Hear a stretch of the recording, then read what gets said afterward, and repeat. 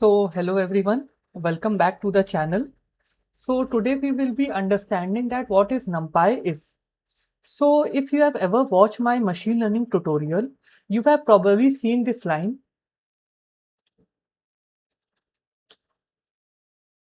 import NumPy as NP. So most beginners simply code this line without asking an important question, what is NumPy? Why do we need it? And where can we actually use it in a machine learning project? So in this video, I will answer all of these questions from scratch. We will understand what NumPy is, why it is much faster than normal Python list. It is a very important question from the point of interview. Many interviewer ask this, that why is NumPy faster? And finally, I will show you exactly where we have used NumPy in our iris flower classification and car price prediction projects. So it is a little customized video where I made already the project, and from there I will show you which line of code I've used NumPy. So let's get started. So first of all,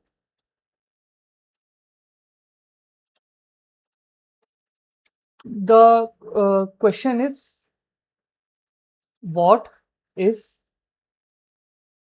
NumPy?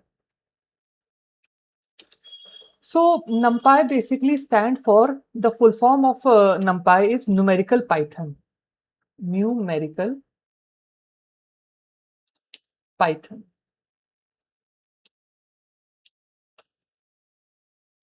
So it is one of the most important Python libraries used for numerical calculations and mathematical operations.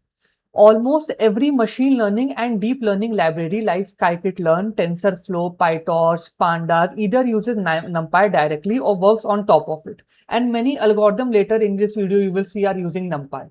So NumPy, it is not like it is an important libraries. Many other libraries are also using NumPy in them. That's why it makes it very important library. And what I have written as, we always write in our project, import NumPy as NP. Why NP? NP is a short form of NumPy. Everywhere if we are writing NumPy, the code will become very long. So we use it as NP. So it is a short form of NumPy. So if you are starting with machine learning, deep learning, so NumPy is not an optional thing. It's a very foundational thing. So next is, why uh, why was NumPy created? So basically, what's the use of NumPy in machine learning, deep learning, and who are having a strong foundation of Python? They might be thinking that lists are already there. So why NumPy was created? So I will show you. So show you with the help of an example. So if I say that I have a marks of 4 students, marks of 4 students, 85, 90, 95, 88. So this is a normal Python list. You all must know that for list we use square brackets over here. So now imagine I have not 4 students but 4 million students, and I am not saying in theoretically. Every machine learning data set have thousands and million of data. So let's talk about at the machine learning point of view. So Python list becomes slow when performing mathematical operations on such large data set. So to solve this problem, NumPy was created. So Python lists were taking too much time for working on millions of data set and all that. So that's why NumPy was created. So what is it? Instead of storing data like Python lists, NumPy stores data in arrays, which are much faster and more memory efficient. So NumPy store data in the form of array, which means that it is a very structured data. It keeps it in a very structured format, which is very good for us. So now a question would be arising that you were teaching about NumPy, where does this array comes? So array is there, and next topic I would be covering is an array. So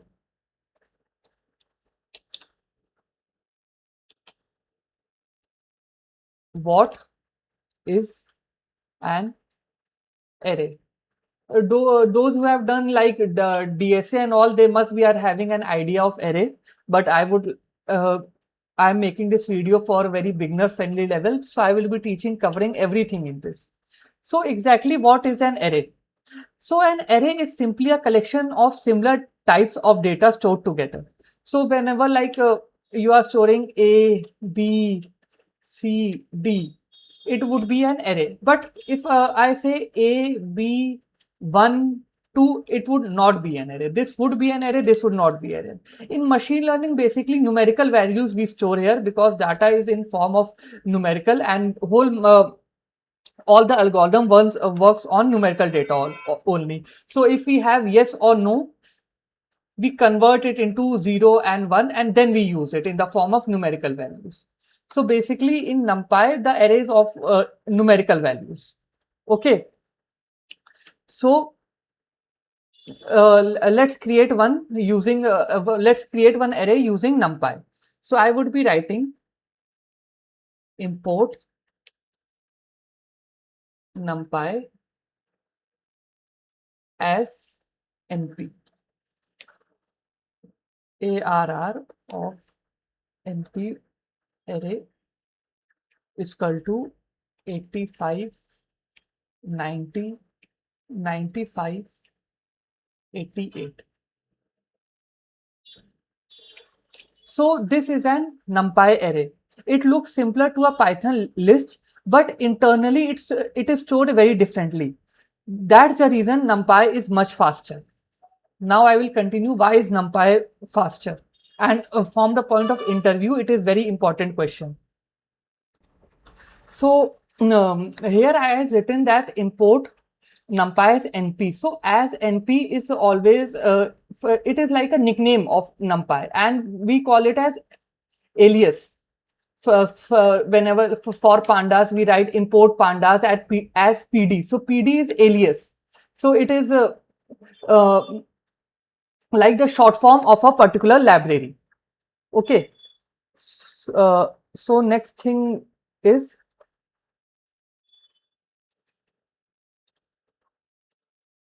fourth one, right?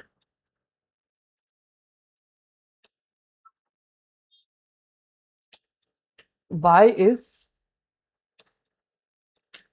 NumPy faster? So this is, as I told you earlier, this is one of the most common interview questions. So listen it carefully. NumPy is faster mainly because of two reasons. First, it stores data in continuous memory locations. It stores data in continuous memory allocation. Second, it performs vectorized operations.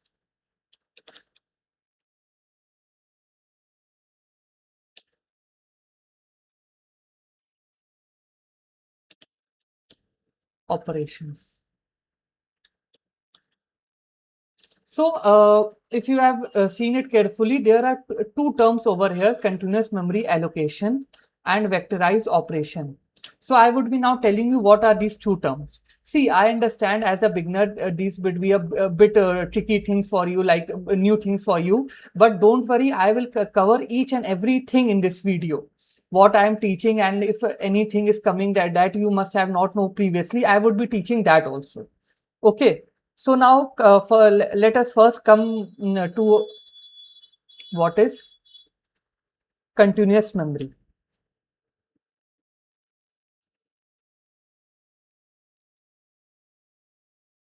Continuous memory. So you can just imagine You are staying in a hotel. This is a building and you are staying in a hotel. Hotel name is Liss. Guests are staying in different rooms on different floors. These are the guests, all are the guests. To find every guest, the hotel staff have to move around from this to this floor, second floor, third floor, and all that. Okay, now imagine you have another hotel,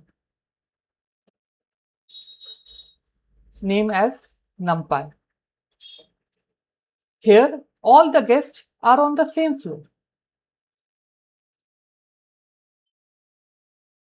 So you have to just imagine that in that hotel, all the guests are living on different floor, and in this hotel, NumPy hotel, all guests are staying in consecutive rooms on the same floor. So it is, if you will think that finding everyone becomes much faster. That's exactly how NumPy stores data. Now you must be thinking that the NumPy store data in the form of array, but that is the representation. We are talking about storing in that memory, how it is storing. So it is storing on the, storing in this way only. So that's why how NumPy stores data, because everything is stored in continuously in memory. Accessing and processing data becomes much faster, and this is only called continuous memory. This concept is only called continuous memory. Now comes next, vectorization.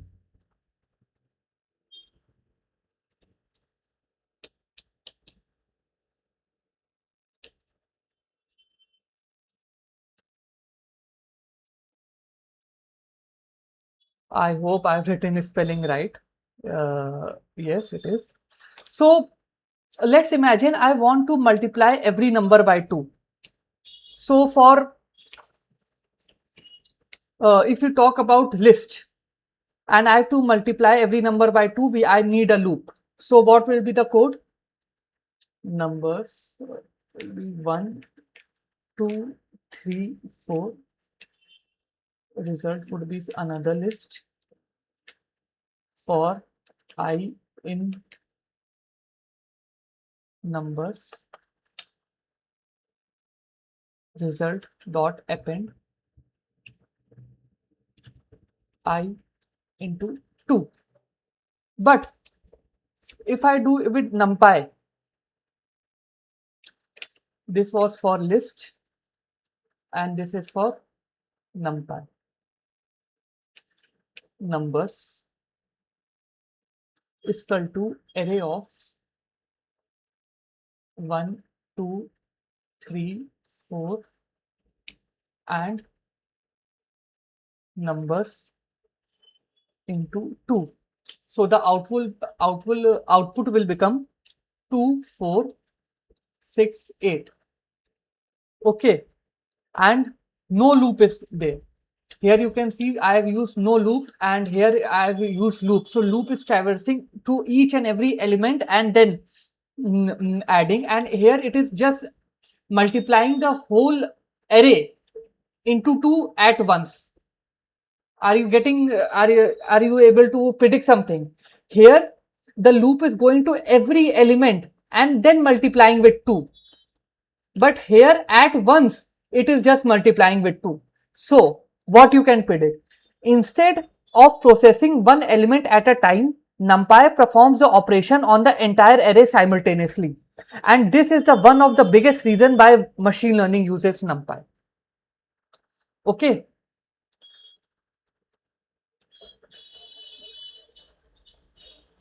So there are some of the different ways of creating array.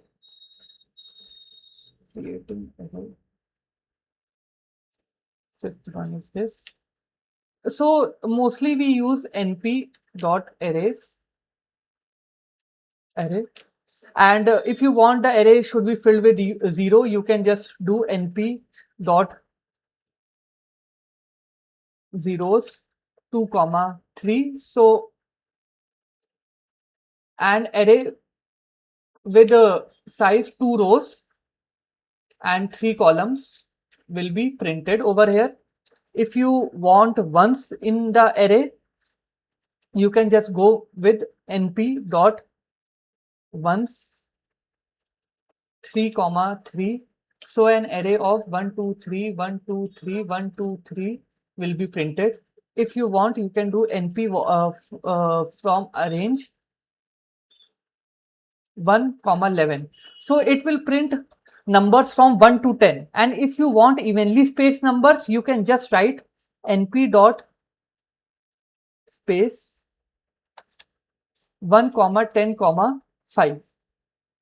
Okay, so these functions are frequently used while building machine learning models. You don't like, this is the coding part, and I'm not going deep into this because this video is about learning what is NumPy, is not like how to create an array. That would come in the code part, and from next project I would be using all of them, so it would become easy for you to understand.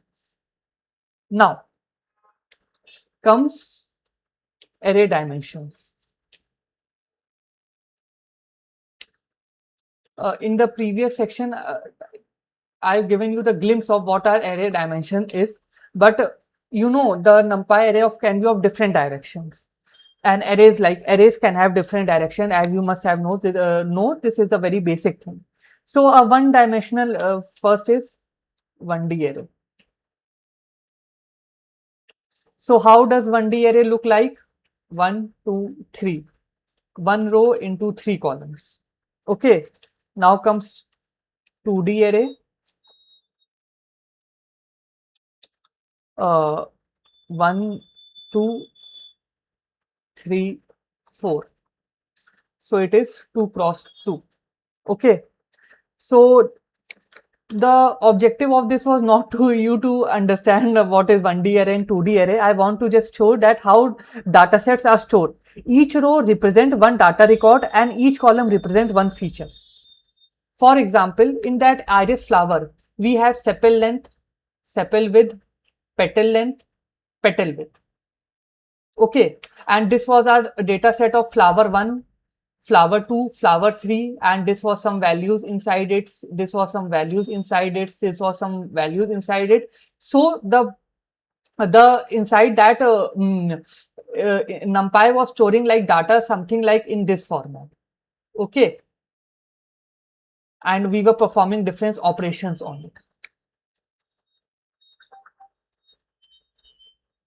Now we will be discussing about the shape.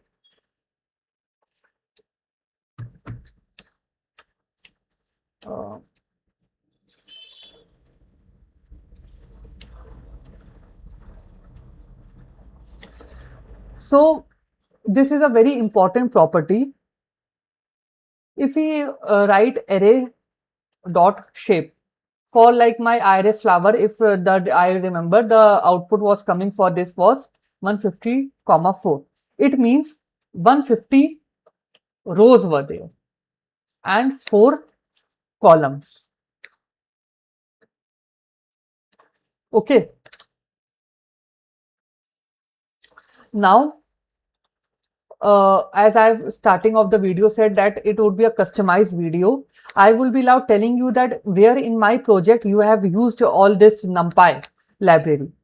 So first in iris flower, iris project. Okay.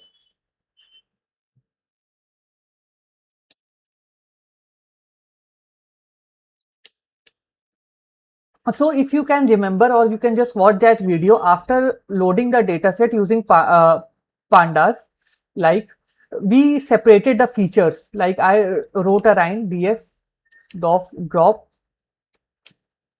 species comma axis is equal to 1, and the target was y is equal to df of species. Although X is initially a pandas data frame, scikit-learn internally converts it into NumPy array because mathematical operations are much faster with NumPy. So as I have told that they are not directly but indirectly NumPy was being used there. So when we checked x dot shape, we got 150 by 4. This tells us that there are 150 flowers and 4 features for each flower. Now, if you remember, we used an algorithm KNN, not just libraries. NumPy is also used in algorithms KNN, K nearest neighbor. What is it? It is, I've explained in that video, but if you can remember that when we trained the KNN algorithm, so KNN calculates the distance between flower. The distance formula, as you have remembered, this is the equivalent distance formula. If some 2 points are x1, y1 and x2, y2, so it would be calculating x2 minus x1 whole square plus y2 minus y1 whole square. This is the equivalent distance formula. All these mathematical calculations were performed using NumPy arrays only. Without NumPy, KNN would be much slower. So in algorithms also KNN was used. Now, if we talked about my second project which I made of car price prediction. Car price prediction. So after cleaning the dataset and encoding categorical columns, our data again become numerical. The model cannot understand text. It only understands number, as I've told you. Those numbers are stored as NumPy array. When we predicted the price of a new car, at last I have done that. If you will check it, I have written something like new underscore car is equal to NP of array 2022 45,000 was the price and 1500 and 120. We created a NumPy array. So wait, just guess it. In this line where we are using the NumPy arrays, if you have like watched this video from the starting and like listen it carefully, you would guess it right. Here, NP.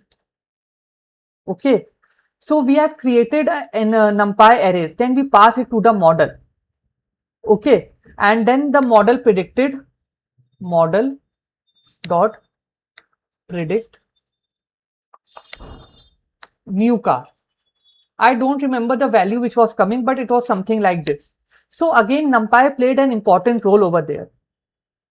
And not just in my project, every project will be most of the, so like if you ask me a question, does every machine learning project use NumPy? The answer is almost yes.